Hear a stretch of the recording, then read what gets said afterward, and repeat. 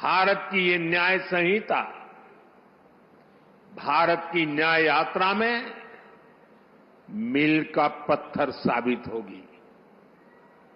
साथियों, हमारे देश ने 1947 में आजादी हासिल की थी। आप कल्पना करिए, सदियों की गुलामी के बाद जब हमारा देश आजाद हुआ, पीढ़ियों के इंतजार के बाद, लक्षावधि लोगों के बलिदानों के बाद जब आजादी की सुबह आई, तब कैसे कैसे सपने थे, देश में कितना उत्साह था। देशवासियों ने भी सोचा था, अंग्रेज गए हैं तो अंग्रेजी कानूनों से भी मुक्ति मिलेगी। अंग्रेजों के अत्याचार का, उनके शोषण का जरिया ये कानून ही तो थे। ये कानून बनाए भी तब गए थे जब अंग्रेजी सत्ता भारत पर अपना शिकंजा बनाए रखने के लिए कुछ भी करने को तैयार थी। 1857 में, और मेरे नौजवान साथियों को मैं कहूंगा याद रखिए, 1857 में देश का पहला बड़ा स्वाधीनता संग्राम लड़ा गया। उस 1857 के स्वातंत्र संग्राम ने अंग्रेजी हुकूमत की जड़ें हिला दी थी। देश के हर कोने में बहुत बड़ी चुनौती पैदा कर दी थी। तब जाकर के उसके जवाब में अंग्रेज 1860 में, 3 साल के बाद, इंडियन पिनल कोड यानी आईपीसी लेकर आए।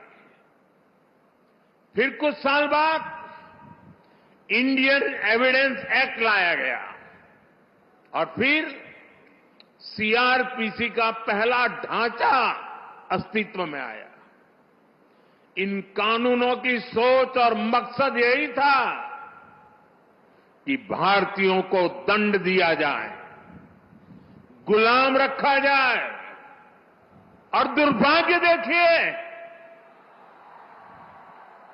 आजादी के बाद दशकों तक हमारे कानून उसी दंड संहिता और पिनल माइंडसेट के इर्द गिर्द ही घूमते रहे, मंडराते रहे।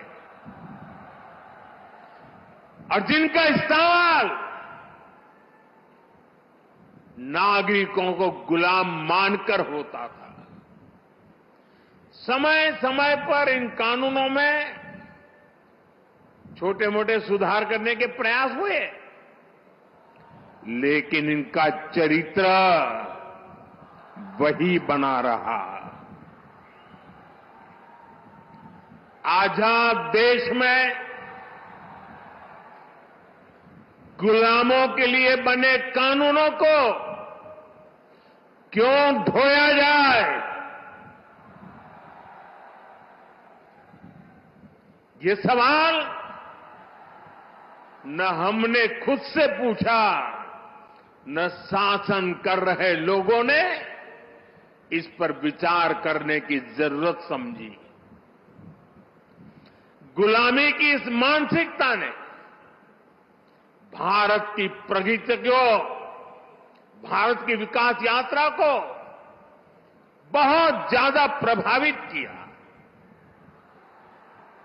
साथियों, देश अब उस कॉलोनियल माइंडसेट से बाहर निकले,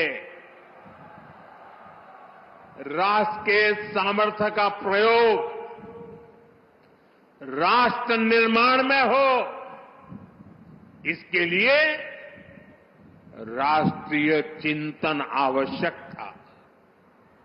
और इसलिए मैंने 15 अगस्त को लाल किले से गुलामी की मानसिकता से मुक्ति का संकल्प देश के सामने रखा था। अब भारतीय न्याय संहिता, नागरिक संहिता, इसके जरिए देश ने उस दिशा में एक और मजबूत कदम उठाया है। हमारी न्याय संहिता of the people, by the people, for the people की उस भावना को सशक्त कर रही है जो लोकतंत्र का आधार होती है। साथियों, न्याय संहिता समानता, समरसता और सामाजिक न्याय के विचारों से बुनी गई है। हम हमेशा से सुनते आए हैं कि कानून की नजर में सब बराबर होते हैं, लेकिन व्यवहारिक सच्चाई कुछ और ही दिखाई देती है। गरीब, कमजोर व्यक्ति कानून के नाम से डरता था। जहां तक संभव होता था वो कोर्ट, कचहरी और थाने में कदम रखने से डरता था। अब भारतीय न्याय संहिता समाज के इस मनोविज्ञान को बदलने का काम करेगी। उसे भरोसा होगा कि देश का कानून समानता की, इक्वालिटी की गारंटी है।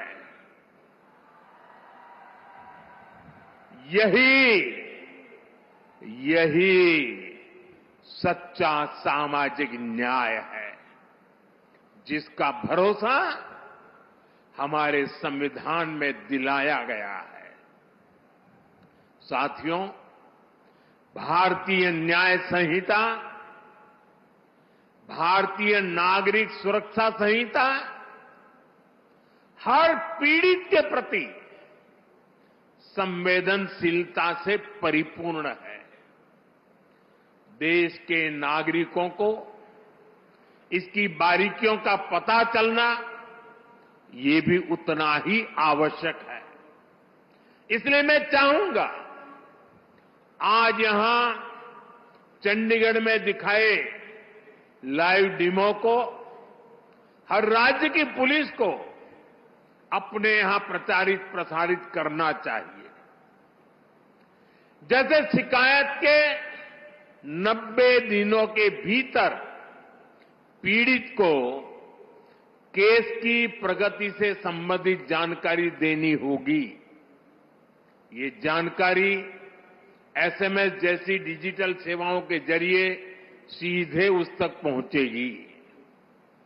पुलिस के काम में बाधा डालने वाले व्यक्ति के खिलाफ एक्शन लेने की व्यवस्था बनाई गई है। महिलाओं की सुरक्षा के लिए न्याय संहिता में एक अलग चैप्टर रखा गया है। वर्क प्लेस पर महिलाओं के अधिकार और सुरक्षा, घर और समाज में उनके और बच्चों के अधिकार, भारतीय न्याय संहिता ये सुनिश्चित करती है कि कानून पीड़िता के साथ खड़ा हो। इसमें एक और अहम प्रावधान किया गया है। अब महिलाओं के खिलाफ बलात्कार जैसे घृणित अपराधों में पहली हियरिंग से 60 दिन के भीतर चार्ज फ्रेम करने ही होंगे।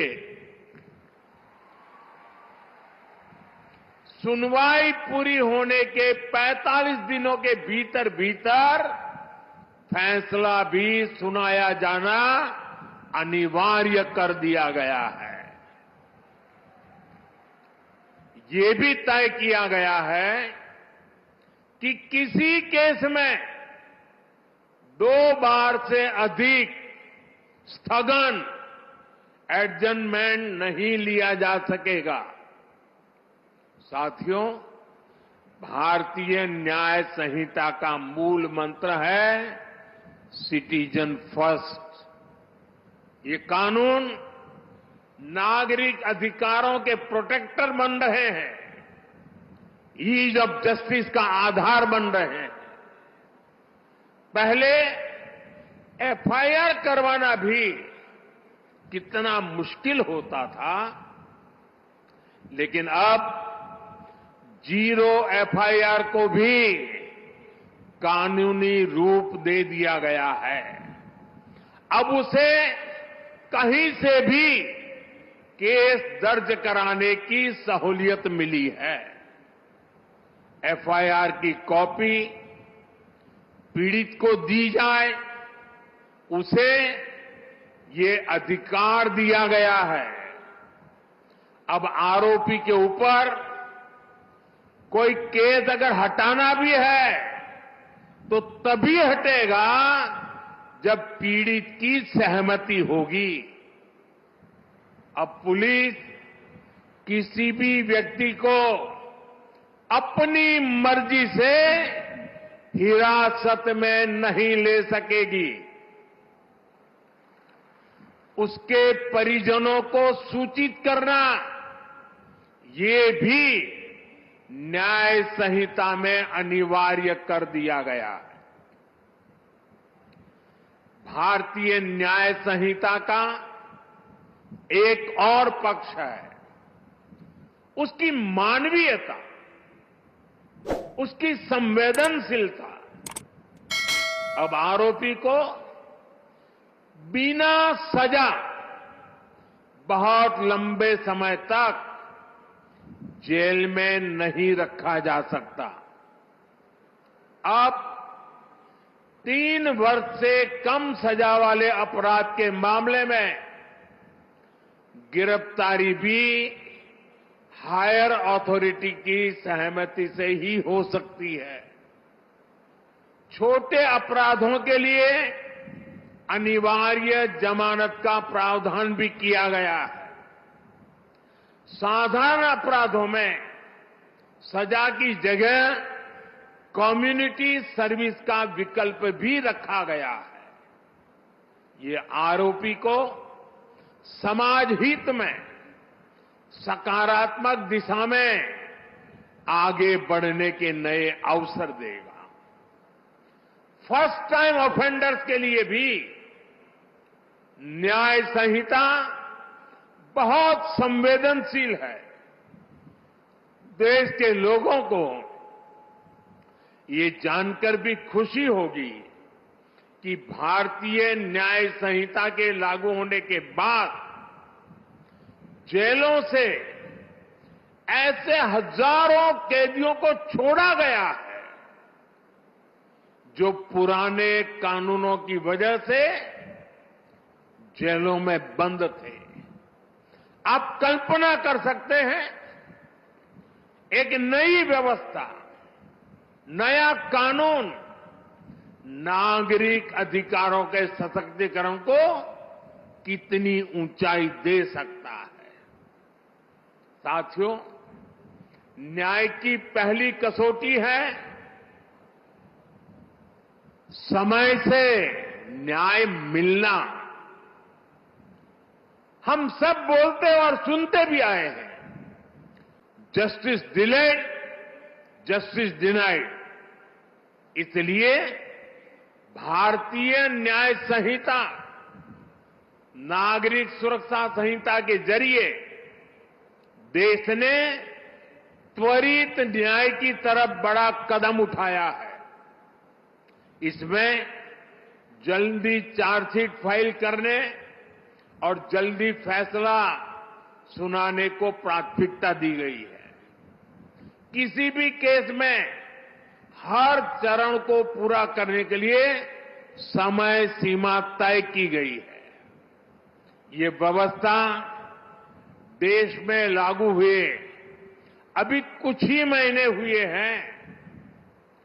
इसे परिपक्व होने के लिए अभी समय चाहिए, लेकिन इतने कम अंतराल में ही जो बदलाव हमें दिख रहे हैं, देश के अलग अलग हिस्सों से जो जानकारियां मिल रही हैं, वे वाकई बहुत संतोष देने वाली है, उत्साहजनक है।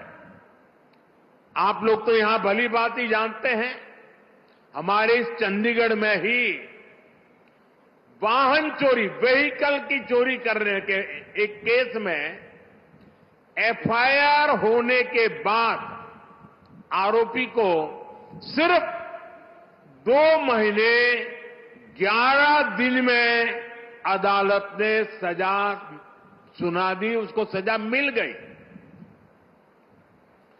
क्षेत्र में अशांति फैलाने के एक और आरोपी को अदालत ने सिर्फ 20 दिन में पूरी सुनवाई के बाद सजा भी सुनाई दी। दिल्ली में भी एक केस में एफआईआर से लेकर फैसला आने तक सिर्फ 60 दिन का समय लगा। आरोपी को 20 साल की सजा सुनाई गई। बिहार के छपरा में भी एक मर्डर केस में एफआईआर से लेकर फैसला आने तक सिर्फ 14 दिन लगे और आरोपियों को उम्र कैद की सजा हो गई। ये फैसले दिखाते हैं कि भारतीय न्याय संहिता की ताकत क्या है, उसका प्रभाव क्या है। ये बदलाव दिखाता है कि जब सामान्य नागरिकों के हितों के लिए समर्पित सरकार होती है, जब सरकार ईमानदारी से जनता की तकलीफों को दूर करना चाहती है, तो बदलाव भी होता है और परिणाम भी आते हैं। मैं चाहूंगा कि देश में इन फैसलों की ज्यादा से ज्यादा चर्चा हो, ताकि हर भारतीय को पता चले कि न्याय के लिए उसकी शक्ति कितनी बढ़ गई है। इससे अपराधियों को भी पता चलेगा कि अब तारीख पर तारीख के दिन लद गए हैं। साथियों, नियम और या कानून तभी प्रभावी रहते हैं जब समय के मुताबिक प्रासंगिक हो। आज दुनिया इतनी तेजी से बदल रही है, अपराध और अपराधियों के तौर तरीके बदल गए हैं। ऐसे में 19वीं शताब्दी में जड़े जमाए कोई व्यवस्था कैसे व्यवहारिक हो सकती थी। इसलिए हमने इन कानूनों को भारतीय बनाने के साथ साथ आधुनिक भी बनाया है। यहां अभी हमने देखा भी कि अब डिजिटल एविडेंस को भी कैसे एक महत्वपूर्ण साक्ष्य के रूप में रखा गया है। जांच के दौरान सबूतों से छेड़छाड़ न हो, इसके लिए पूरे प्रोसेस की वीडियोग्राफी को अनिवार्य किया गया है।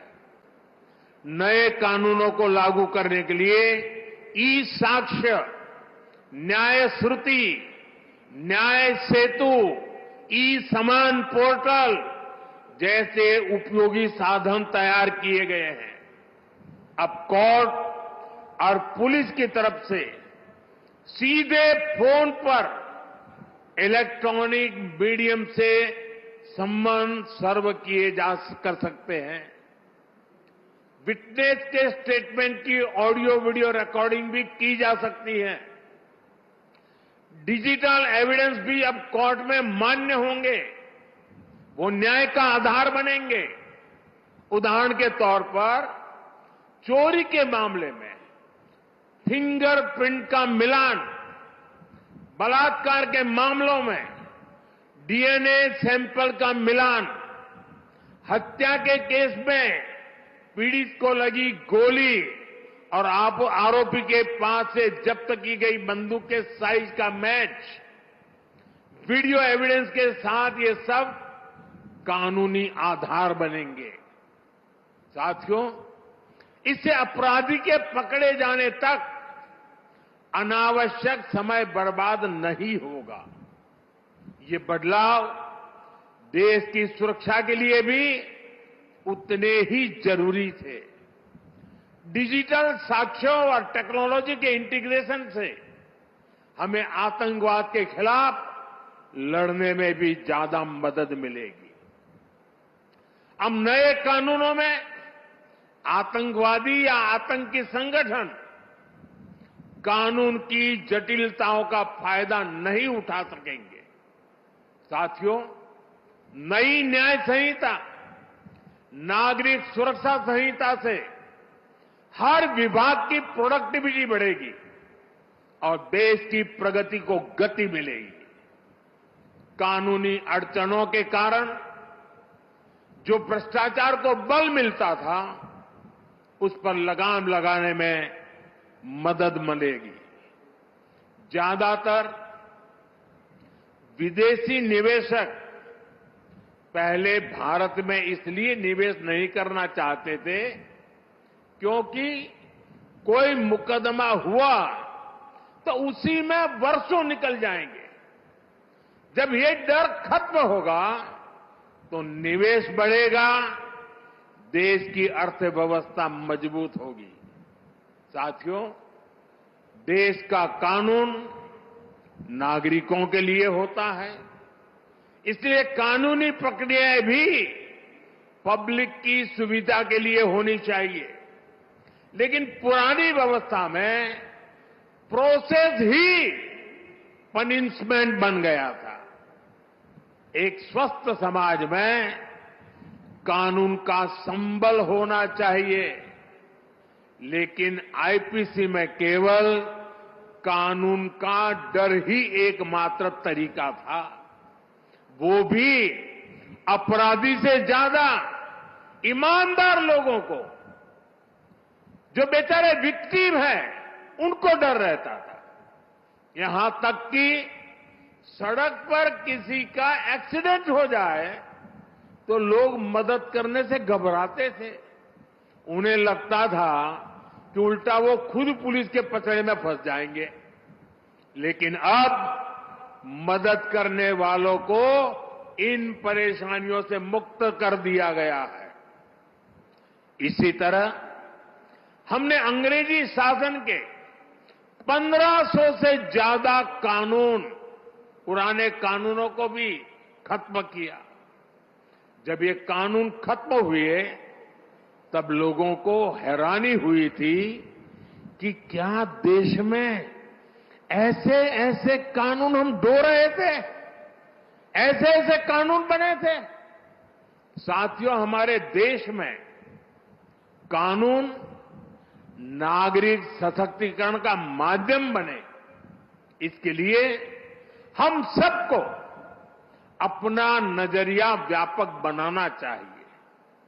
ये बात मैं इसलिए कह रहा हूं क्योंकि हमारे यहां कुछ कानूनों की तो खूब चर्चा हो जाती है, चर्चा होनी भी चाहिए, लेकिन कई अहम कानून हमारे विमर्श से वंचित रह जाते हैं। जैसे आर्टिकल 370 हटा, इस पर खूब बात हुई। 3 तलाक पर कानून आया, उसकी खूब चर्चा हुई। इन दिनों वक्फ बोर्ड से जुड़े कानून पर बहस चल रही है। हमें चाहिए हम इतना ही महत्वपूर्ण उन कानूनों को भी दें जो नागरिकों की गरिमा और स्वाभिमान बढ़ाने के लिए बने हैं। अब जैसे आज अंतर्राष्ट्रीय दिव्यांग दिवस है, देश के दिव्यांग हमारे ही परिवार के सदस्य हैं, लेकिन पुराने कानूनों में दिव्यांगों को किस कैटेगरी में रखा गया था? दिव्यांगों के लिए ऐसे ऐसे अपमानजनक शब्दों का प्रयोग किया गया था जिन्हें कोई भी सभ्य समाज स्वीकार नहीं कर सकता। हमने ही सबसे पहले इस वर्ग को दिव्यांग कहना शुरू किया। उन्हें कमजोर फील कराने वाले शब्दों से छुटकारा दिया। 2016 में हमने rights of persons with disabilities act लागू करवाया। ये केवल दिव्यांगों से जुड़ा कानून नहीं था, ये समाज को और ज्यादा संवेदनशील बनाने का अभियान भी था। नारी शक्ति वंदन अधिनियम अभी इतने बड़े बदलाव की नींव रखने जा रहा है। इसी तरह ट्रांसजेंडर से जुड़े कानून, मीडिएशन एक्ट, जीएसटी एक्ट, ऐसे कितने ही कानून बने हैं जिन पर सकारात्मक चर्चा आवश्यक है। साथियों, किसी भी देश की ताकत उसके नागरिक होते हैं और देश का कानून नागरिकों की ताकत होता है। इसलिए जब भी कोई बात होती है तो लोग गर्व से कहते हैं कि I am a law abiding citizen. कानून के प्रति नागरिकों की ये निष्ठा राष्ट्र की बहुत बड़ी पूंजी होती है। ये पूंजी कम न हो, देशवासियों का विश्वास बिखरे ना, ये हम सबकी सामूहिक जिम्मेदारी है। इसलिए मैं चाहता हूं कि हर विभाग, हर एजेंसी, हर अधिकारी और हर पुलिसकर्मी नए प्रावधानों को जाने, उनकी भावना को समझे।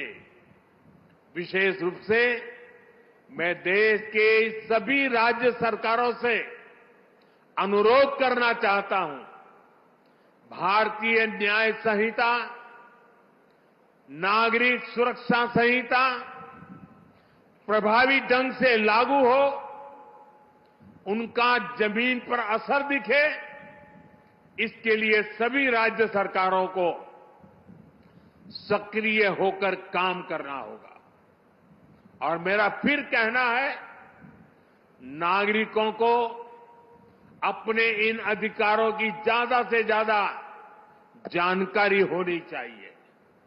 हमें मिलकर इसके लिए प्रयास करना है, क्योंकि ये जितना प्रभावी तरीके से लागू होंगे, हम देश को उतना ही बेहतर भविष्य दे पाएंगे। ये भविष्य आपके भी और आपके बच्चों का भी जीवन तय करने वाला है, आपके सर्विस सेटिस्फैक्शन को तय करने वाला है। मुझे विश्वास है हम सब मिलकर इस दिशा में काम करेंगे, राष्ट्र निर्माण में अपनी भूमिका बढ़ाएंगे